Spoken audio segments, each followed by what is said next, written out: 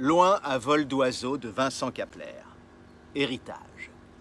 Quand j'étais petit, chaque fois que ma mère me coupait les cheveux, je passais une semaine à regarder par la fenêtre comme un vieux fou. Il ne se passait jamais rien, surtout les jours de pluie à cause de la buée. Alors je restais assis à contempler mon reflet parmi les gouttes. Parfois, je comptais les gouttes. Je sentais ma mère passer dans mon dos. Maman, jusqu'à maintenant, j'ai compté 732 gouttes. Qu'est-ce que tu veux que ça me foute? 733, 734. Je ne sais pas pourquoi elle voulait devenir coiffeuse. C'était une idée fixe. J'étais son terrain d'entraînement. C'est elle qui m'interdisait de sortir après m'avoir fait une coupe. Tu veux ruiner ma carrière? Oui, mais l'école. L'école peut bien attendre, moi pas. L'école pouvait bien attendre, ça ne me dérangeait pas. Ce qui me gênait le plus, c'était d'avoir attrapé toutes les maladies vénériennes du monde aux yeux de mes petits collègues. Sophia ne vint plus s'asseoir près de moi. À l'école, ils me surnommèrent Vénus à cause de François. Son père était médecin et lui avait appris qu'on disait vénérienne en hommage à la déesse de l'amour. Tu ne pourrais pas me leur dire que j'ai une grippe pour qu'ils pensent que je ne paie pas le chauffage et que tu vis dans le dénuement? Mon professeur m'a parlé du chancre mou, que l'on peut aussi appeler chancrelle. C'est un Italien qui a découvert cette maladie, paraît-il. Je suis trop jeune pour entendre ça, et puis ça fait longtemps que tu ne paies plus le chauffage. Tu ne veux pas que je devienne coiffeuse? Non, c'est pas ça. C'est quoi alors? 743, 744. Arrête avec tes putains de gouttes! Je ne savais plus quoi répondre. Je regardais mon reflet et trouvais que cette coupe en palier ne m'allait pas si mal. Le week-end approchait et je ne sais pas pourquoi, je n'avais pas envie d'aller chez mon père. La détresse des femmes est plus touchante que celle des hommes. Le coup de klaxon retentit dans l'allée, j'enfilai un bonnet et pris quelques affaires avant de monter dans sa voiture. Enlève ton bonnet. Oh putain, c'est pas vrai, elle a recommencé. C'était mon tour. Regarde-moi ce massacre, il va falloir que je t'arrange ça. Je savais ce qui m'attendait. Je ne savais pas, par contre, qu'il avait récupéré un siège avec un casque de coiffure.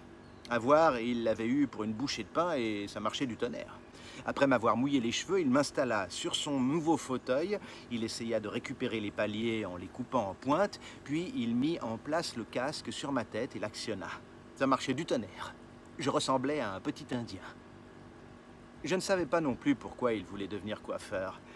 S'ils avaient passé un pacte après leur séparation, mais je sentais que mon avenir était tout tracé. Mon père passait ses journées sous le casque à lire des manuels de coiffure et il criait ce qu'il trouvait intéressant.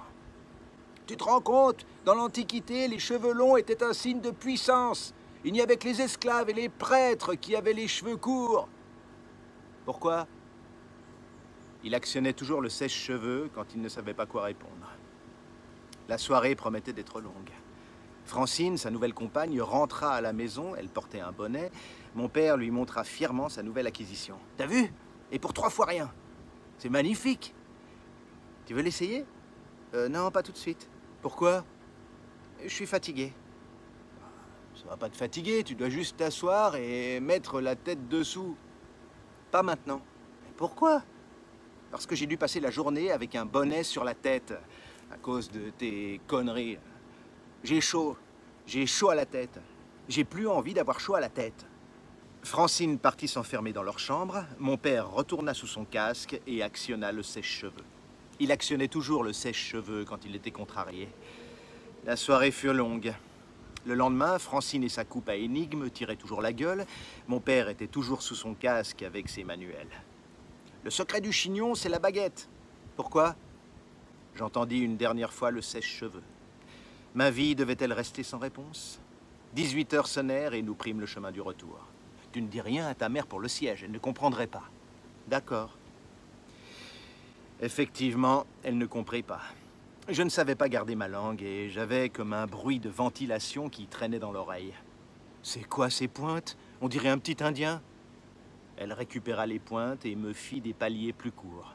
J'allais me coucher. Il y avait école demain. Du moins, c'est ce que je croyais. Je me peignais le lendemain matin devant le miroir de la salle de bain lorsque ma mère passa un coup de fil. Des chlamydia, tout plein. Bien sûr, des antibiotiques, une dose de cheval. Je baissai la tête et retournai compter les gouttes. Vous êtes bien gentil, monsieur, avec vos histoires, mais j'ai rendez-vous à 14 h. Alors si vous voulez bien finir ma mise en pli, ça m'arrangerait. 745, 746...